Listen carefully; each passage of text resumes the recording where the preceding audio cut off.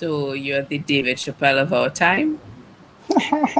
It's a real high status because I mean he is to me in a bracket by himself, but I appreciate the intent, you know.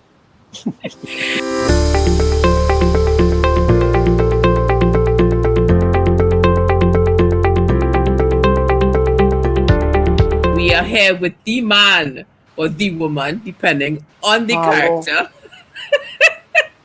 the one, the only, Rudy the entertainer. Yeah, yeah, yeah, yeah. If we're the Bonjour. audience. Bonjour, hola. We have people from across the Caribbean and the world. So for those who don't know, if someone were to ask you today and they met you in the streets and they're like, what do you do? What would you respond to them? I would say that I am a social media influencer. I am a multi-talented creative director as well. So Right. what is your opinion on that, on the word influencer? An influencer. I think it holds a bit of responsibility to the audience that you possess. Um, I think you definitely have a responsibility to the citizens and to the young audience as well. Um, it also gives you a platform to bring substance and value to any difficult conversations that you know on a normal day you may not want to have. And it also gives you a lot of space as an influencer to express your creativity.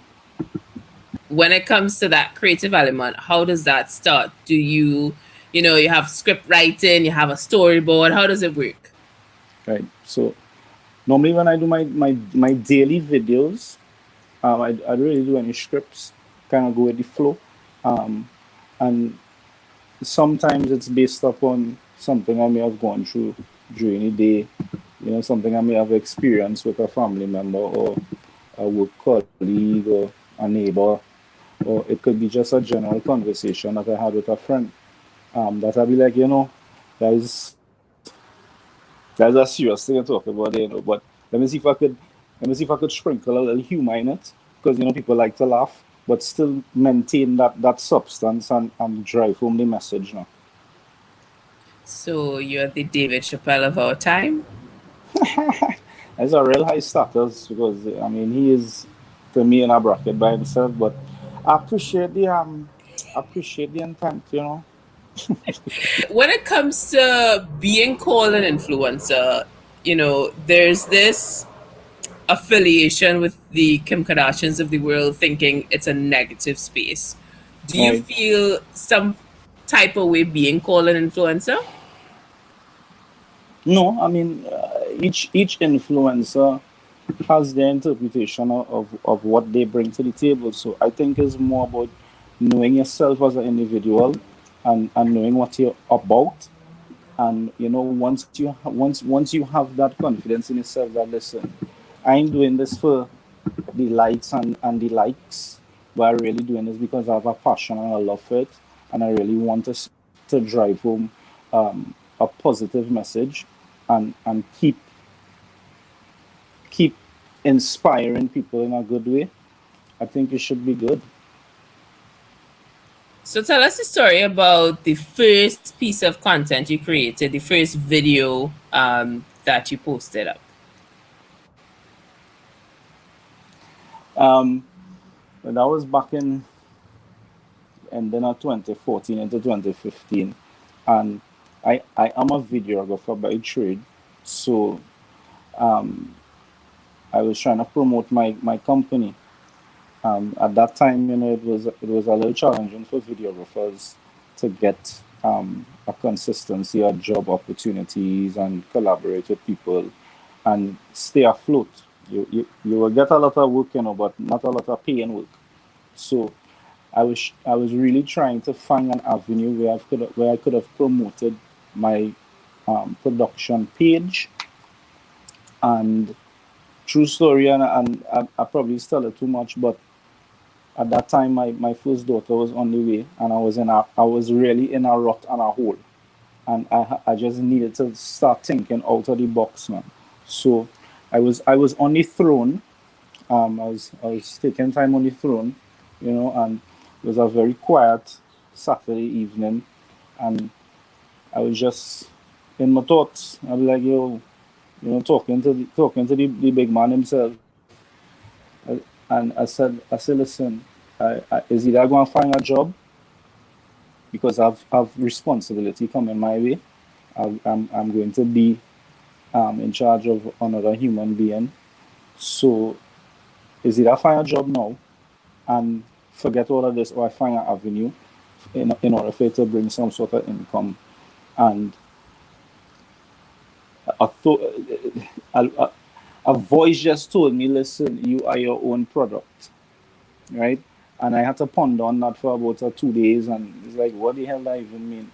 Um, so after a while, I say, something, I think I'm gonna kind of start to dig into my own little talents that I have not explored as yet, because I was always like a class clown in school, and always have family members laughing, and I was always a lively little boy.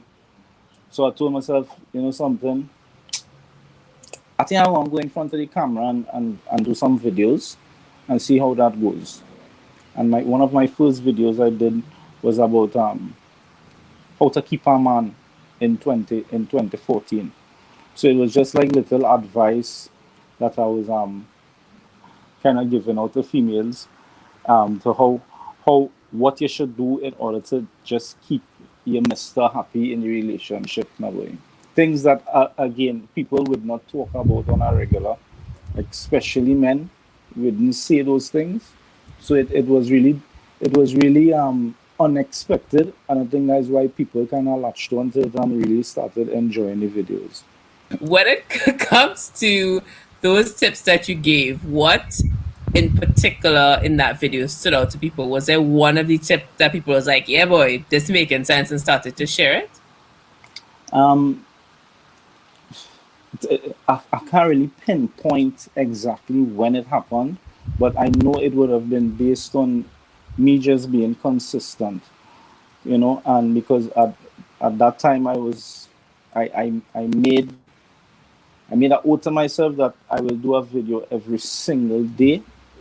Every single day I will do a video, and just be disciplined in that way, because this is something that I really wanted to try and grow my social media at that time. So it was really based on consistency. So now that I have grown the audience, is now for me to try and figure out a way to structure it differently, so that I'm not overworking myself, but I'm still entertaining the audience that is there now, and of course growing it more at the same time.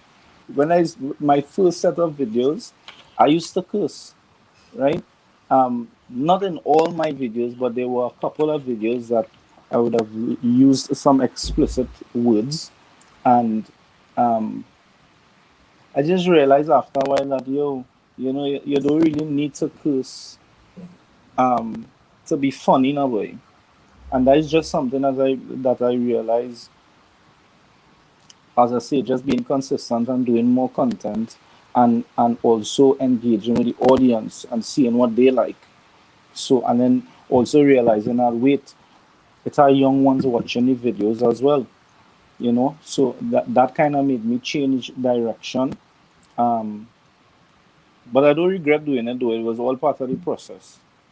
So you have over 2,300 posts on Instagram. That So yeah. is that is a lot. Is there one in particular that's your baby, your specialty? You're like, yeah, this is my favorite video Um, that no, stands out. hmm. I would say when I first started doing the characters, like one of my first characters I did was Wetty, and as when I moved from actually just speaking on the camera, and then I started to say, wait, now let me add a little hat, let me add a little wig, add a little flair to this character. So it would have been more to the beginning when Wetty and Pinky developed this little special relationship. Reason why I'm saying is more their videos is because on a personal level, I could have related to what they were going through um, as characters in a way. So I would more lean towards the videos that I did and still do with those two characters. So you have, I mean, over 212,000 followers on Instagram. What is the biggest, what particular video blew up for you? Was there one that was like, wait boy, where this come Hmm. out from? Yeah. Um,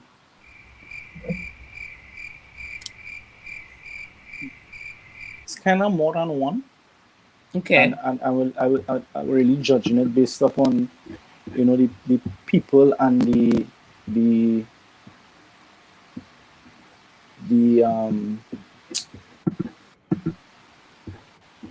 the type of people that would approach me, because each video really showed me which part of the market that I penetrated most with that particular video now. But one of the videos that really kind of started to skyrocket the brand was um, when I first did the character Flicky, right? And I was kind of showing people how to put on eyebrows, or show the ladies how to put on the eyebrows, put a piece of masking tape here and a piece of masking tape there, and tell them, you just draw it in here, so and you put it like that, and then you take it and you place on your roll and you place your mold. And at the end of the video, I said, you understand what I'm saying? Confidence is everything. And that's one of the phrases that still kind of lives on. Anytime I'm in the street or any grocery, somebody always tells me, "Hey, Rody," it could be man, boy, woman, child, dog. It's like confidence is everything. I like how you like that, eh? You like that.